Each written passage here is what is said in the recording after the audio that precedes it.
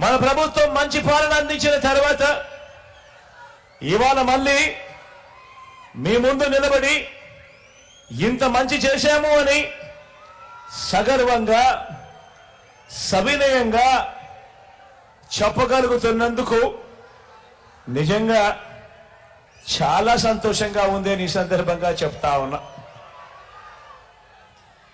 ఇవాళ ఏ రాష్ట్రంలో ఏ గ్రామంలో అయినా, ఇవాళ ఈ రాష్ట్రంలో ఏ గ్రామంలో అయినా కూడా నా దగ్గర నుంచి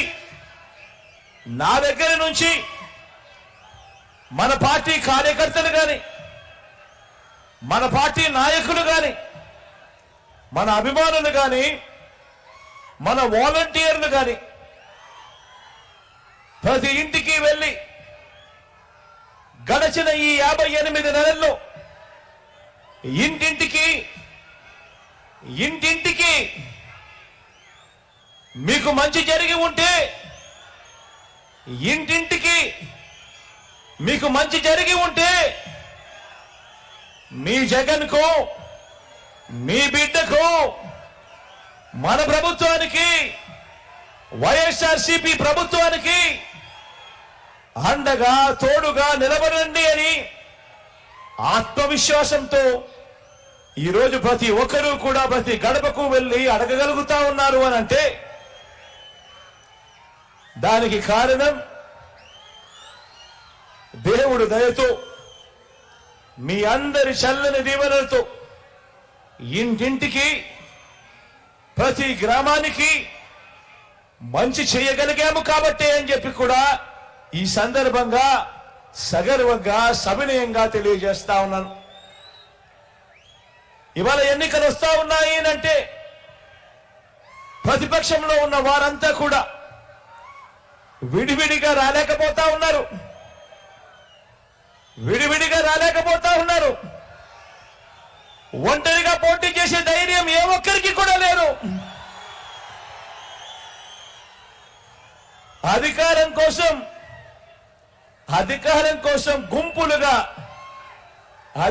కోసం గుంపులుగా తోడేళ్లుగా జెండాలు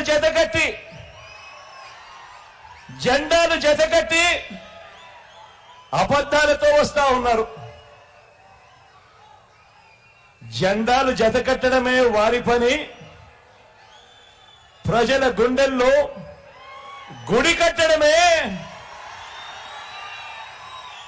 మీ జగన్ చేశాడు కాబట్టి అని కూడా ఈ సందర్భంగా గర్వంగా చెప్తా ఉన్నా.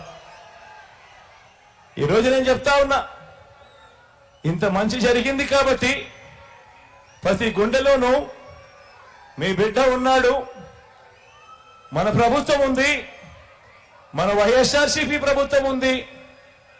అందుకే ఈరోజు ఈ రోజున ఒక్కడి మీద ఎంతమంది దాడి చేస్తా ఉన్నారో చూడండి.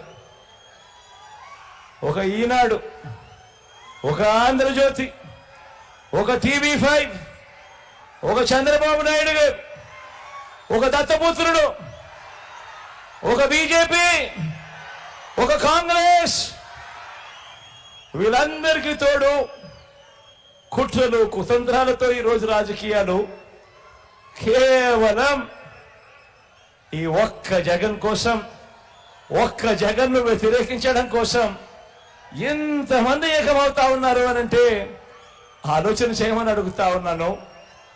మీ జగనే గదా ప్రతి ఇంటికి మంచి చేయకపోయింటే, మీ జగనే గదా మేనిఫెస్టోలో చెప్పిన ప్రతి హామీని కూడా నెరవేర్చకపోయింటే, మరి ఇంతమంది తోడేళ్ళు, ఇన్ని కుట్రలు, ఇన్ని మోసాలు, ఇన్ని జెండాలు జతకట్టి కేవలం ఒకే ఒక్కడి మీద ఇంతమంది వస్తా ఉన్న పరిస్థితికి కారణమేమిటి అని ఆలోచన చేయమని అడుగుతా ఉన్నా.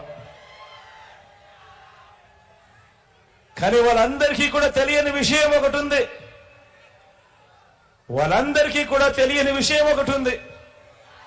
ఇంతమంది జతకట్టి వచ్చినా కూడా వాళ్ళందరికీ తెలియని విషయం ఒకటి ఉంది. 99 మార్కులు తెచ్చుకున్న స్టూడెంట్ 99 మార్కులు తెచ్చుకున్న స్టూడెంట్ పరీక్షలకు భయపడతాడా అని అడుగుతా ఉన్నాను.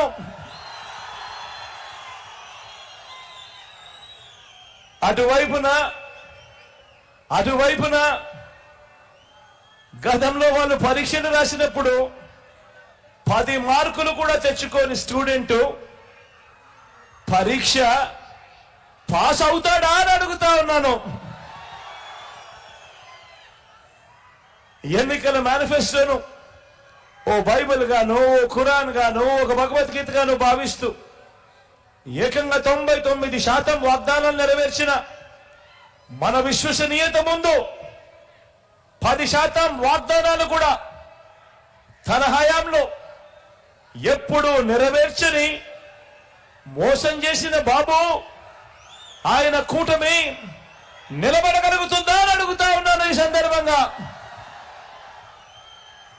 గట్టిగా రెండు చేతులు ఇలా పైకెత్తారు, రెండు చేతులు పైకెత్తి ఇలా ఇలా ఇలా ఇలా ఇలా ఇలా ఇలా ఇలా ఇలా ఇలా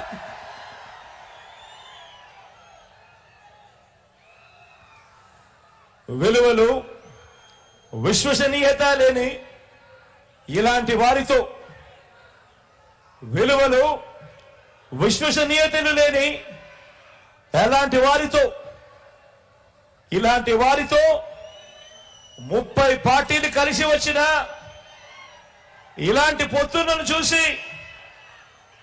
పొత్తులను చూసి మన అభిమానులు గాని, మన పార్టీ నాయకులు గాని, మన పార్టీ కార్యకర్తలు గాని, మన వాలంటీర్లు గాని ఇంటింట అభివృద్ధి అందుకున్న ఆ పేద వర్గాలు గాని వీరిలో ఏ ఒక్కరైనా కూడా భయపడతారా అని అడుగుతా ఉన్నాను. రెండు చేతులు పైకెత్తి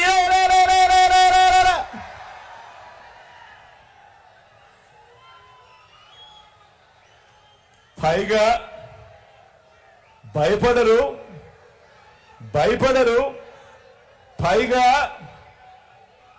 చెబుతున్న ఒకే ఒక్క సమాధానం, భయపడరు. పైగా చెబుతున్న ఒకే ఒక్క సమాధానం,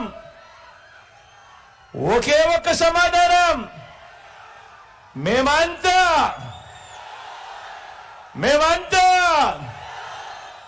సిద్ధమని.